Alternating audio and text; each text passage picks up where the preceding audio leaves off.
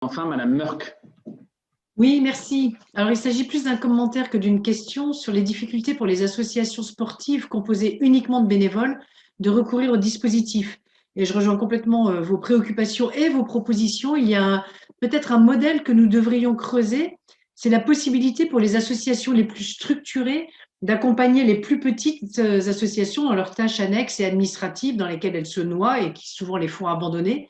Et j'ai par exemple, j'ai deux exemples sur la région toulousaine.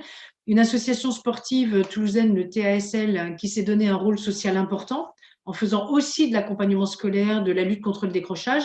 Elle s'est associée avec un tout petit club de foot qui n'a pas ses moyens ni financiers ni humains. Elle l'aide à obtenir des financements et sous-traite son rôle social. Et du coup, le club de foot ne fait que son cœur de métier. C'est pourquoi il a des bénévoles, c'est-à-dire la partie sportive. Et puis, dans un secteur complètement différent, en Haute-Garonne également, la banque alimentaire, donc qui centralise l'approvisionnement des associations qui font elles-mêmes, qui distribuent l'aide alimentaire, elle a développé un service d'accompagnement aux plus petites associations. Et c'est la banque alimentaire, du coup, qui regroupe les commandes de matériel, informe des subventions, parfois aide les associations à remplir les dossiers administratifs. Et je pense que c'est peut-être un modèle à valoriser et à développer qui peut être un complément à la simplification administrative que tout le monde appelle de ses voeux dans le milieu associatif et qui doit être aussi mise en place. Merci beaucoup pour vos réponses. Merci, Madame Mörk. Chers collègues, je suis au bout des demandes de questions telles qu'elles m'ont été transmises. En ce qui concerne l'intervention de notre collègue Madame Mörk, je ne peux que partager et j'entends dans vos propos cette volonté d'une solidarité que j'appelle également des plus grands vers les plus petits. C'est essentiel, notamment en sortie de cette crise. Certaines associations qu'on peut qualifier de grosses associations ont des moyens humains, ont une expertise, et si demain on trouvait le modèle pour que tout cela soit mutualisé et permette un meilleur accompagnement des associations qui n'ont pas de salariés notamment, je crois que ce serait une excellente formule. Alors on ne peut qu'encourager également en parallèle les groupements d'employeurs, c'est aujourd'hui possible également dans le monde associatif, et je crois qu'il y a besoin là d'avoir des missionnaires qui aillent évoquer ce sujet un peu partout au plus proche des territoires. Nous pouvons rappeler l'existence des services civiques également possibles pour les associations. Voilà, donc je partage pleinement votre propos.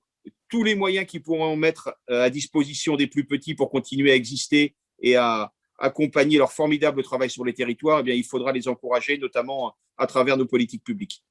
Madame Mork, moi je suis oui, tout à fait très très sensible à cette question parce que cette question, tout le monde l'a soulevée.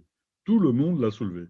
Et en plus, le niveau d'information, je vous l'ai dit, dépendait du niveau d'emploi. C'est-à-dire que l'association qui n'avait pas d'emploi eh ben, n'était pas informée, ou très rarement. Par contre, plus on montait dans le niveau d'emploi, et plus les associations ou les collectivités étaient informées.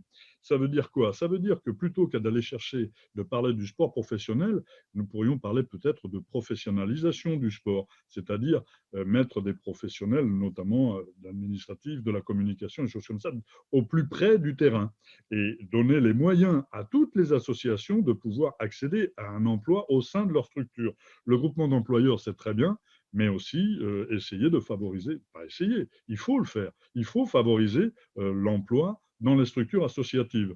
Même encore aujourd'hui, vous savez, en Ariège, nous avons pas de très grandes sociétés. La plus grande société privée emploie 1 millier de personnes à peu près. Après, c'est du service public. Eh bien, le plus gros employeur d'Ariège, aujourd'hui, c'est encore les associations, 4400 emplois.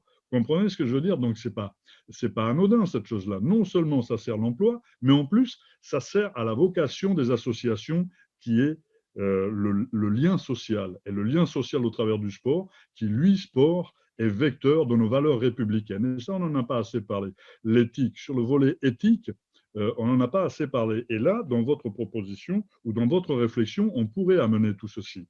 Et je suis, moi, tout à fait favorable, comme l'ensemble des interlocuteurs que nous avons entendus, à faire en sorte qu'il puisse être annoncé que des moyens humains considérables soient mis au développement de la politique sportive nationale.